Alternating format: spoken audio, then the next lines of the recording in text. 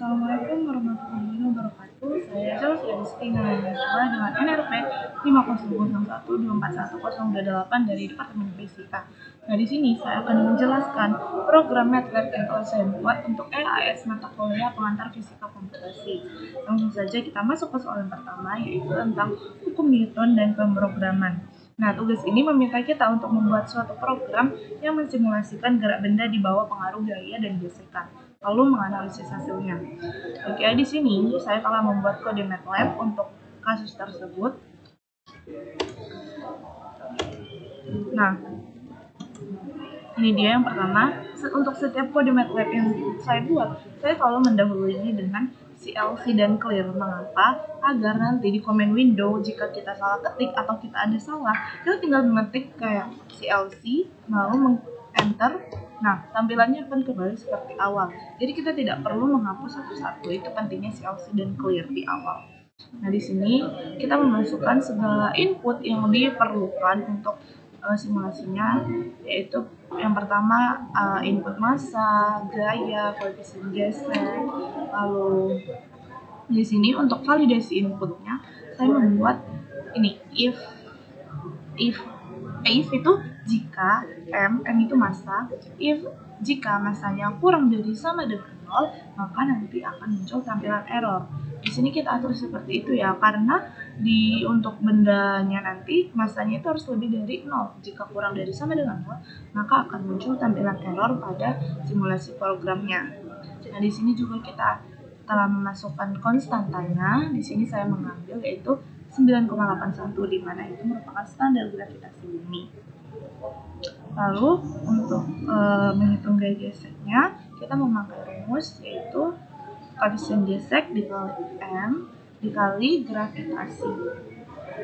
Lalu di sini simulasinya itu nanti ini kita pakai if. Simulasi programnya if jika f gaya yang diberikan kurang dari gaya gesek kinetiknya, lebih dari jika gaya yang diberikan lebih besar dari gaya gesek kinetiknya, maka benda tersebut akan bergerak. Nah, sebaliknya else kita pakai else ini kayak jika juga ya, kayak tadi kan if, else itu jika juga. Jika gaya yang diberikan lebih kecil dari gaya gesek kinetiknya, maka benda tersebut akan diam karena dia tidak mengalami percepatan atau percepatannya 0, maka status geraknya akan diam. Oke, langsung saja kita mulai. Pada soal kan kita diminta untuk menguji coba untuk 3 kasus yang berbeda. Nah, kasus yang pertama di sini saya akan mengambil yaitu untuk benda bergerak.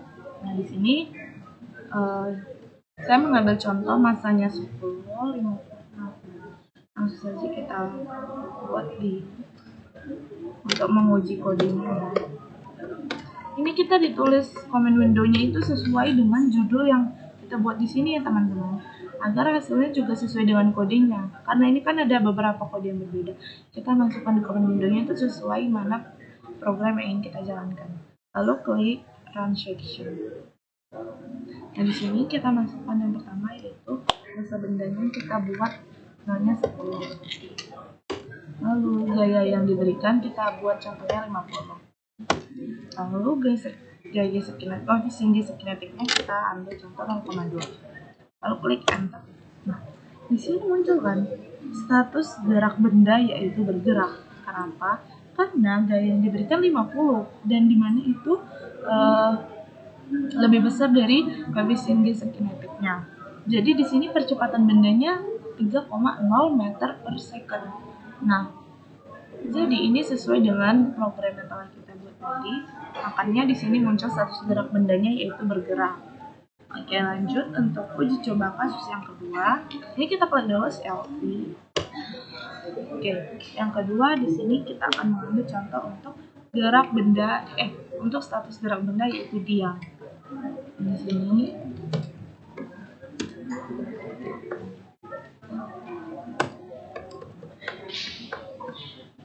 transaction, masukkan massa bendanya. Oke, yang tadi saya untuk kasus yang kedua itu mengambil contohnya itu massanya 5, gayanya yang diberikan 10, koefisien geseknya 0,5. Langsung saja kita masukkan. Ini misalnya 5. Gaya yang diberikan kita buat 10, lalu koefisien geseknya kita buat 0,5. Lalu klik enter. Nah, di sini muncul status gerak bendanya yaitu diam. Kenapa? Karena gaya yang diberikan F10, dimana itu kurang dari gaya gesek kinetik maksimalnya, yaitu 24,53. Jadi karena gaya yang diberikan lebih kecil dari gaya gesek kinetiknya, maka tidak terjadi percepatan. Nah, makanya di sini percepatannya 0. Jadi bendanya yaitu diam, tidak bergerak. Oke, lanjut ke kasus yang ketiga, yaitu jika tadi kan udah benda bergerak, udah benda diam. Yang ketiga saya akan mencoba jika masanya 0. Oke, langsung saja.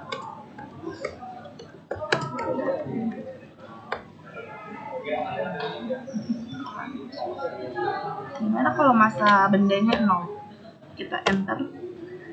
Nah, di sini muncul error kan teman-teman. Kenapa error? Karena tadi di kode MATLAB yang kita buat, itu kita membuat pengaturan validasi errornya jika masanya kurang dari sama dengan 0, maka akan muncul tampilan error.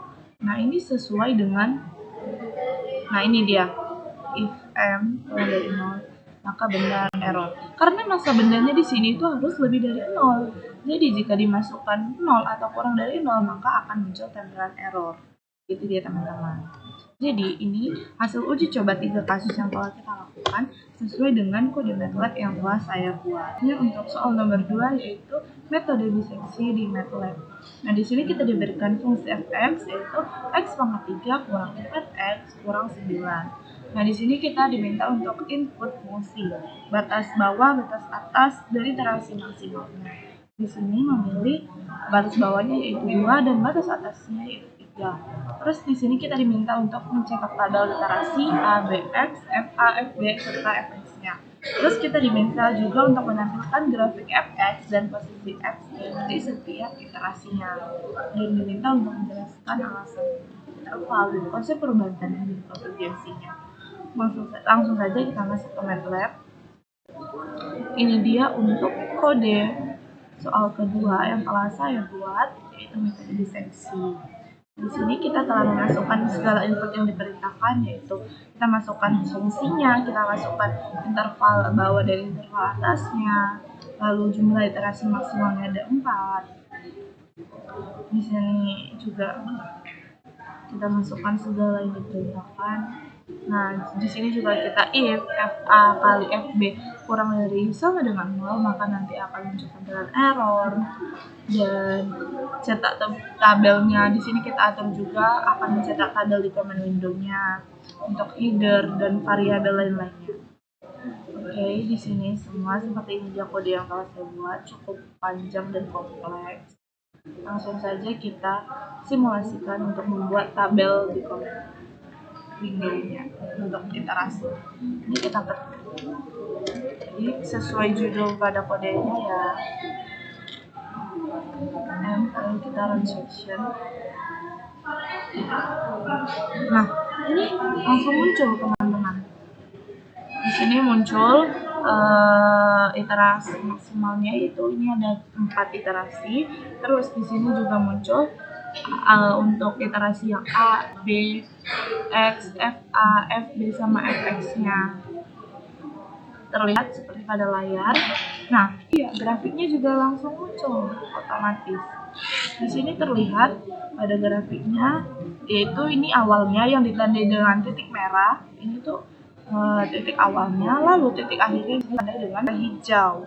Nah, untuk garis ini kayak melengkung ke atas gitu, menunjukkan dari awal sampai akhir pergerakannya. Nah, di sini terlihat hasil akhir akar perkiraan setelah 4 iterasinya, yaitu X sama dengan 2,687500. Oke, seperti itu. Nilai fungsi di akhir perkiraan yaitu F dikali X yang tadi, yaitu sebesar min 0,33911. Nah, ini dia untuk hasil tabel di command window dari kode yang telah kita masukkan. Nah, di soal kan kita diminta juga untuk menjelaskan alasan memilih intervalnya. Nah, pada lembar jawaban yang telah saya kerjakan, di sini kita akan menjelaskan mengapa alasan memilih interval 2 dan 3. Alasan utamanya yaitu adalah perubahan tanda fungsi di dalam interval ini. Nah, contohnya jika kita pakai F2, ini hasilnya kan negatif 9. Jadi hasilnya benar negatif. Nah, untuk F3 di sini hasilnya kan positif. Nah, karena F2 hasilnya negatif dan F3 positif, jadi ada perubahan tanda di antara kedua itu. Nah, berarti menurut teorema nilai antara pasti ada setidaknya satu akar di mana fx sama dengan 0 di antara x2 dan x3-nya. Ini adalah syarat utama agar metode biseksi bisa bekerja. Lalu untuk konsep perubahan tanda dan konvergensi, perubahan tanda pada metode biseksi bekerja secara sistematis dengan memanfaatkan perubahan tanda ini. Nah, di setiap langkahnya nanti kita membagi dua interval dan selalu memilih subinterval yang masih mengandung perubahan tandanya. Ini memastikan bahwa kita selalu menangkap akar di dalam interval yang semakin kecil. Lalu untuk konvergensi sendiri, berarti perkiraan akar kita semakin lama itu semakin mendekati akar sejati. Pada metode biseksi, setiap iterasi lebar intervalnya berkurang menjadi setengahnya. Ini adalah konvergensi yang terjamin dan stabil. Jadi seperti yang di grafik tadi, titik-titik X ditemukan semakin mendekati sumbu X. Ini dia grafiknya. Nah, ini X titik-titiknya sesuai dengan konvergensinya. Begitu dia untuk soal nomor 2. Oke, lanjut soal yang nomor 3 yaitu metode regulasi Falsi. Nah, di sini di soal kita diminta untuk menggunakan fungsi serta interval yang sama seperti soal yang nomor 2 tadi. Lalu kita juga diminta untuk melakukan 4 iterasi dan mencetak tabel hasilnya. Lalu membandingkan dari kedua metode ini. Langsung saja kita ke MATLAB. Nah, ini adalah kode untuk metode regulasi Falsi yang telah saya buat. Ini kita masukkan fungsi serta interval yang sama. Pokoknya ini mirip-mirip dengan yang metode biseksi tadi. Cuman ada beberapa perbedaan pengaturan kode. Langsung saja kita simulasikan untuk 4 iterasinya.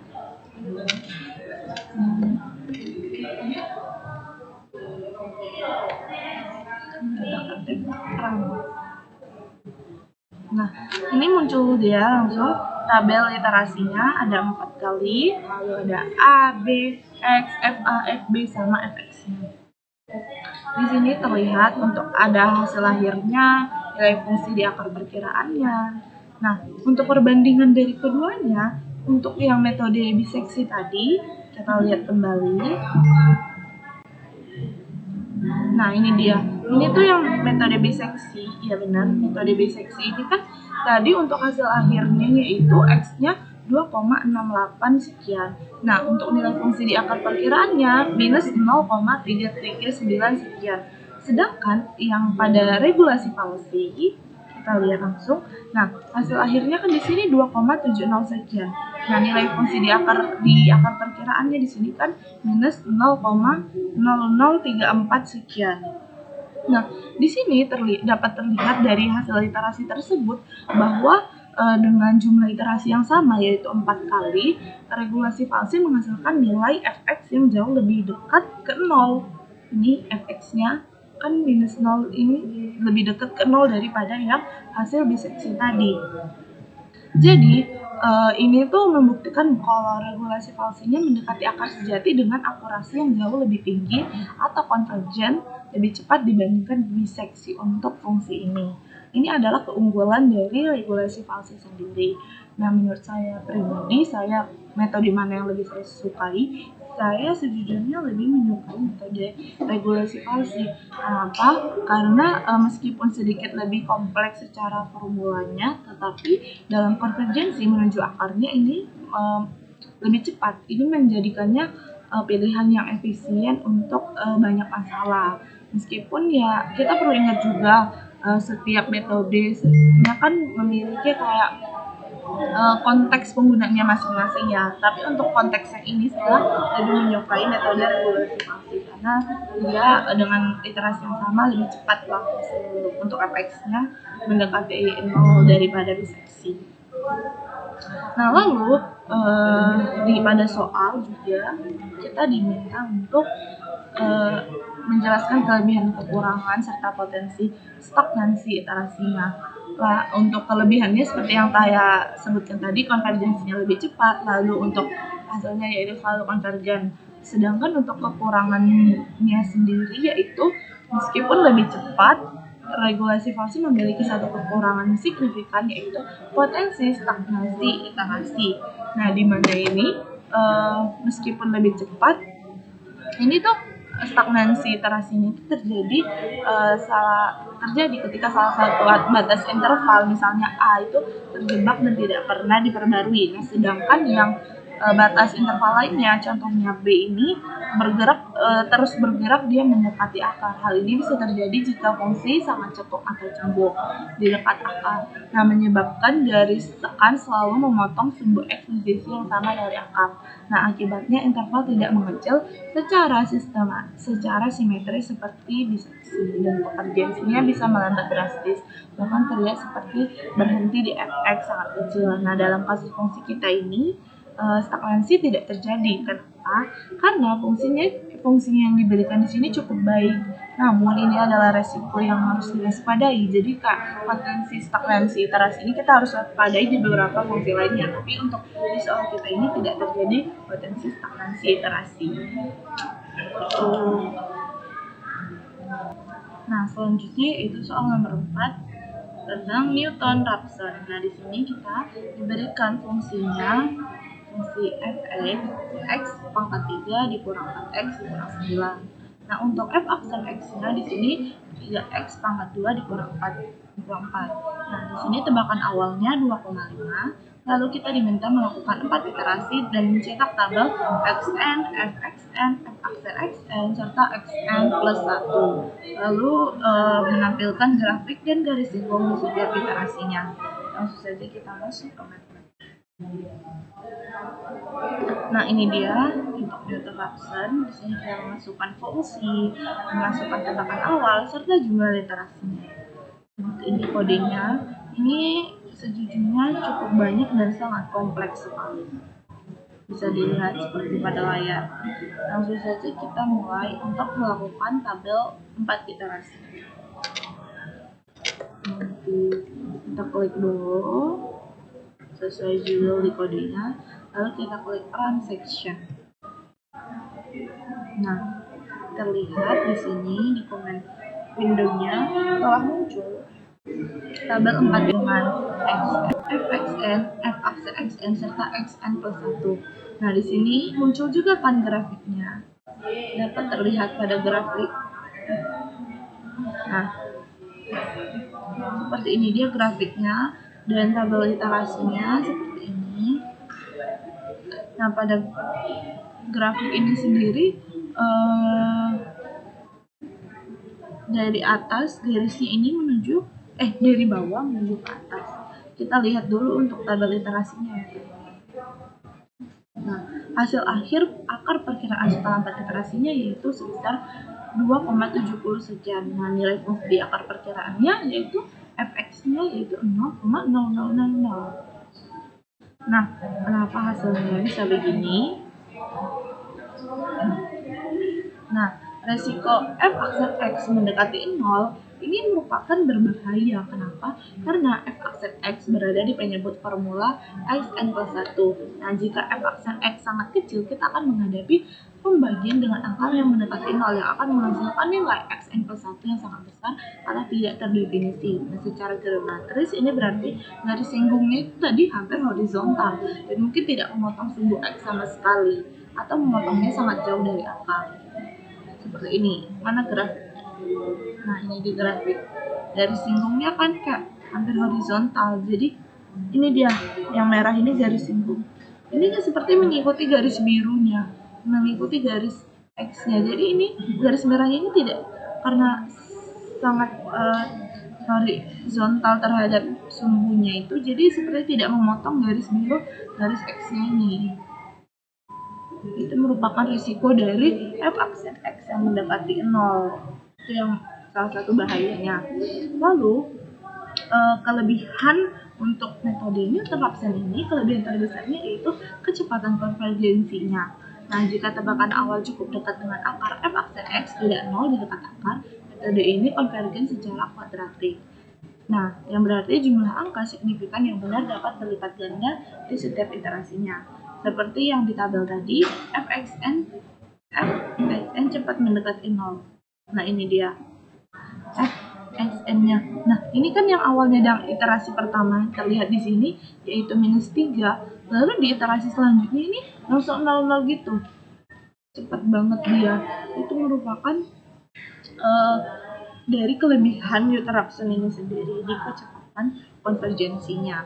Lalu untuk potensi kegagalannya, karena dia tadi kelebihannya cepat, dengan kecepatan itu sendiri ada resiko. Selain masalah f aksen X mendekati 0, Newton Raphson juga bisa gagal konvergen atau konvergen ke akar yang salah jika tebakan awalnya terlalu jauh dari akar sejatinya, karena garis singgung bisa mengarah ke arah yang salah, menjauh dari akar yang kita cari. Itu penjelasan untuk nomor 4. Selanjutnya untuk soal terakhir yaitu nomor 5, di sini menggunakan metode sekant.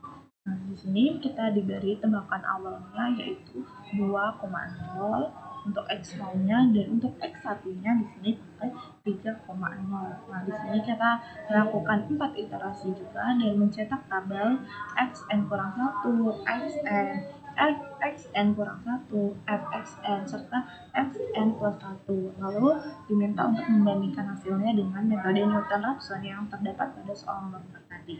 Langsung saja kita masuk ke MATLAB. Oke, ini yang nomor 4 tadi kita bersihkan dulu. Nah, dari soal nomor 5, ini adalah kode yang telah saya buat. Kita memasukkan fungsinya. Ini pakai fungsi yang sama seperti nomor 4. Lalu tebakan awalnya di sini 2,0, lalu x1-nya di sini pakai 3,0 serta iterasinya 4. Nah, ini seperti ini. Ini juga mirip-mirip dengan yang nomor 4 tadi untuk kode. Langsung saja kita membuat tabel iterasi.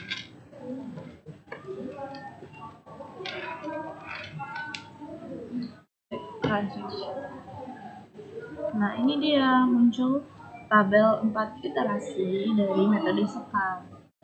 Ada di sini dapat dilihat seperti layar ya untuk nilai-nilainya teman-teman. Dan untuk hasil akhirnya akar perkiraan setelah 4 iterasi yaitu sebesar x2,70 sekian. Nah, nilai fungsi di akar perkiraannya yaitu fx itu sebesar 0,00072.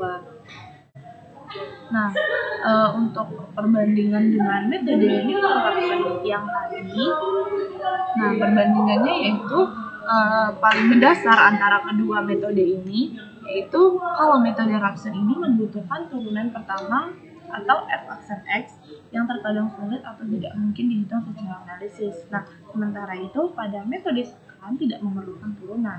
Ia mengestimasi turunan secara numerik menggunakan 2 titik sebelumnya. Ini merupakan keuntungan besar dari metode sekant sendiri. Selanjutnya, secara konvergensi, Newton Raphson biasanya memiliki konvergensi yang sangat cepat, sedangkan sekant memiliki konvergensi yang superlinear ataupun sedikit lebih lambat dari metode Newton Raphson tadi. Tetapi meskipun begitu, metode sekant ini sendiri lebih cepat dari metode yang pada diseksi dan regulasi Falsi tadi. Nah, selanjutnya yaitu apa sih efek memilih tebakan awal yang berjauhan? Nah, dalam metode sekant, pemilihan 2 tebakan awal, terutama jika berjauhan, itu bisa mempengaruhi kecepatan dari konvergensinya dan kestabilan metodenya. Jika tebakan awal terlalu jauh atau berada di seakar yang salah, jadi sekant awal mungkin mengarah ke daerah yang tidak relevan. Ini bisa memperlambat konvergensi atau bahkan menyebabkan divergensi. Namun di soal ini kan kita dalam kasus ini kita diberi tebakan awal x0-nya yaitu 2 dan x1-nya itu ya X0-nya itu 2 dan X1-nya itu 3. Nah, itu kan berdekatan. Jadi itu merupakan kasus yang baik karena mengapit akar sehingga konvergensinya berjalan dengan lancar. Nah, begitulah penjelasan saya untuk soal nomor 5. Begitulah tadi untuk penjelasan saya untuk EAS, pengantar fisika komputasi, dari soal nomor 1 sampai nomor 5. Saya mohon maaf sebesar-besarnya jika masih banyak salah dalam penjelasan serta pengimplementasian kode di MATLAB, karena saya juga masih dalam tahap belajar. Sekian dari saya, semoga mendapatkan hasil yang terbaik. Assalamualaikum warahmatullahi wabarakatuh.